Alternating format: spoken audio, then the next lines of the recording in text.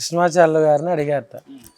ఏమనంటే, మాస్టర్ గారు మా గురువు ఫలానా వాళ్ళు అని ఎట్లా తెలుస్తుందండి అంటే, ఆయన నవ్వి, నీ గురువుని నువ్వు గుర్తుపట్టగలిగితే నీ గురువు కంటే పెద్దవాడి నువ్వే అవ్వగలుగుతావయ్యా, కాబట్టి నువ్వు గురువుని గుర్తుపట్టడం కాదు, నీ విద్యుక్త ధర్మాన్ని నువ్వు నిజాయితీగా నిర్వర్తించుకుంటూ ఉండు. నీ గురువు నీ దగ్గరికి నడిచి వస్తాడు, చెప్తాడు, ఈ మార్గంలో సాధన చేసుకో అని చెప్తాడు, దాని ప్రకారం చేసుకో. అప్పటి వరకు వేచి ఉండు.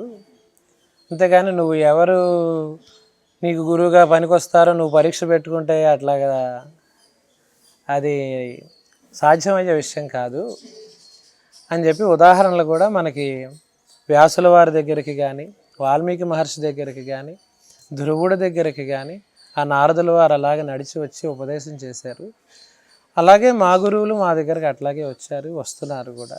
కాబట్టి నీ విద్యుక్త ధర్మాన్ని నువ్వు నిజాయితీగా, ఆత్మవంచన లేకుండా, పరవంచన లేకుండా, హాయిగా గుండెల మీద చేయి వేసుకుని నిద్రపోయేటట్టుగా నువ్వు నిర్వర్తిస్తూ ఉండు.